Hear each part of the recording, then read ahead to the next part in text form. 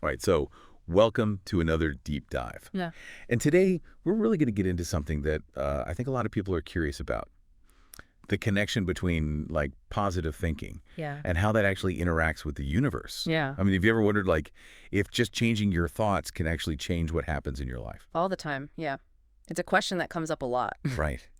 And we've actually been looking at some really interesting articles that explore, like, the power of the mind and how the universe kind of responds to our mindset. Yeah, absolutely.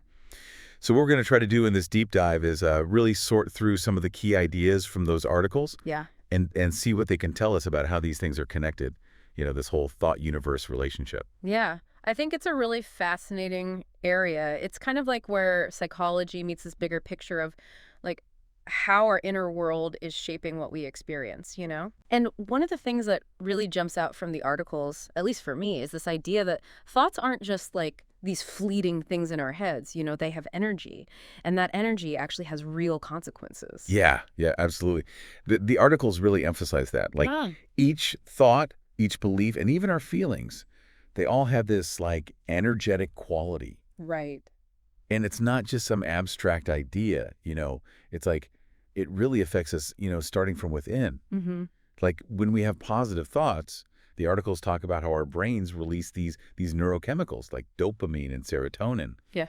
and those the chemicals that actually make you feel good and make you feel confident and like you can, handle whatever comes your way. Yeah, that neurochemical aspect is really crucial. I mean, it's like the biological underpinning of this whole thing. Right. It's how positive thinking actually impacts our mood and like how we view the world, right? Hmm. And as the article suggests, that positive internal state, it doesn't just stay inside us, right? Yeah. It kind of ripples outwards and affects how we act and how we interact with everyone and everything around us. Totally.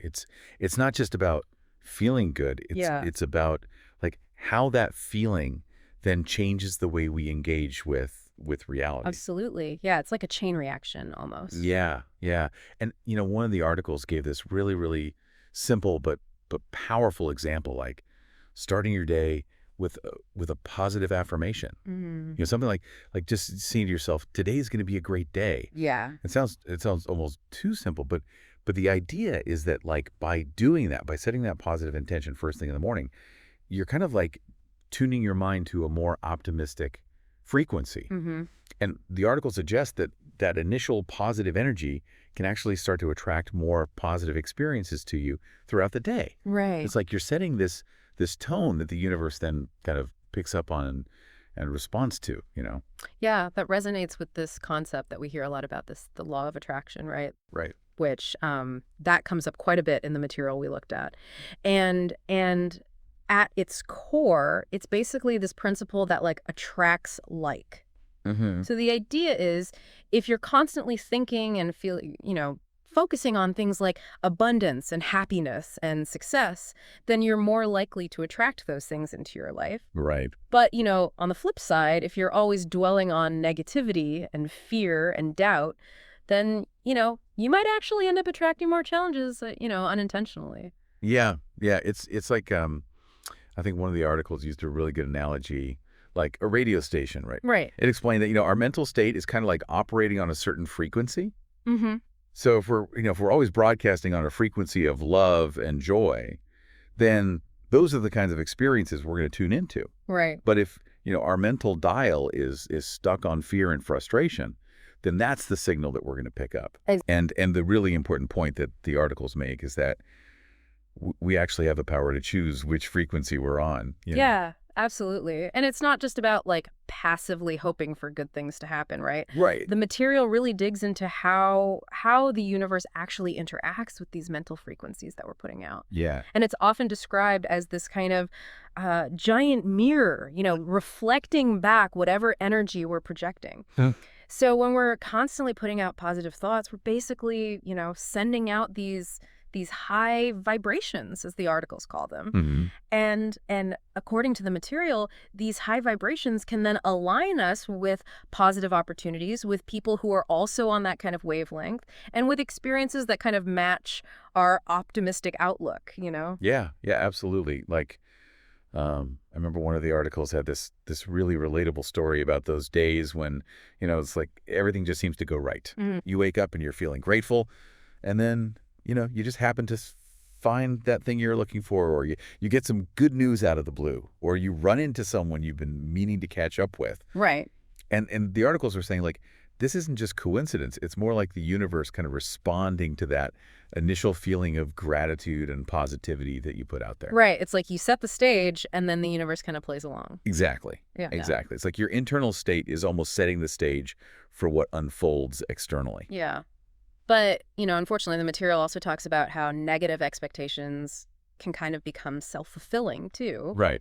If you're constantly anticipating negative outcomes, you might actually start acting in ways that make those outcomes more likely to happen. Right. Maybe you become more hesitant or you're kind of on the defensive, and that actually creates more challenges for yourself. Yeah. So it really highlights how important it is to be aware of those thought patterns and how they're influencing our behavior and ultimately shaping our experiences. Yeah.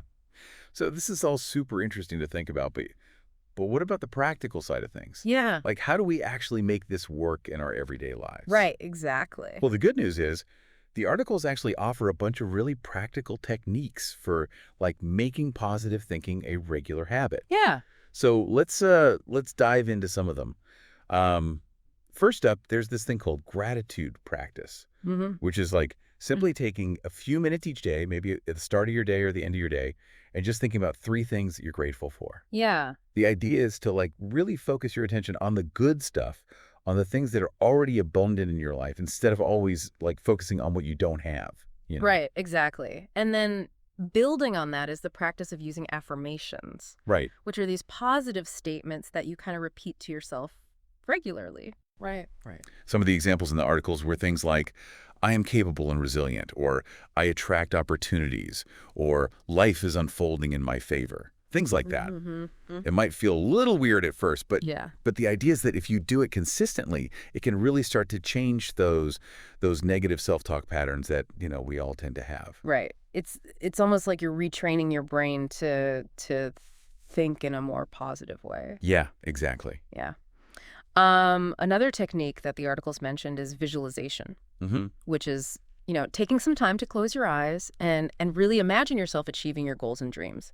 Yeah. But it's not just about seeing it, it's about really feeling the emotions that go along with that success, Right. like as if it's already happening. Exactly. And that can be super motivating, because it's like you're aligning your energy with what you want to achieve. Yeah, absolutely. And the articles also talk a lot about the importance of our environment, Mm. and specifically surrounding ourselves with positivity. Right. So that could mean spending more time with people who are supportive and encouraging, or, reading books, listening to podcasts that lift you up, or even just limiting your exposure to things that bring you down. Yeah, absolutely.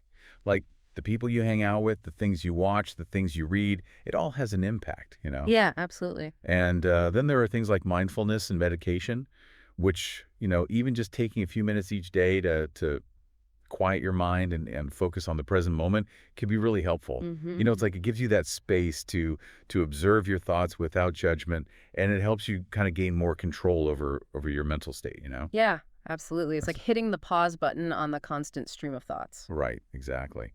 And lastly, the articles talk about the power of acts of kindness. Like when you put positive energy out there by doing something nice for someone else, it can actually create this ripple effect, Right. And that positivity can often come back to you in unexpected ways. Yeah, absolutely. And, it's important to remember that having negative thoughts is completely normal. Yeah, Like, the articles they're realistic about this. No one is positive all the time. right. And the key isn't to try to eliminate negative thoughts altogether, because Yeah. that's probably not going to happen. Right. It's more about learning how to not let them take over, Yeah. Don't let them control you. Exactly.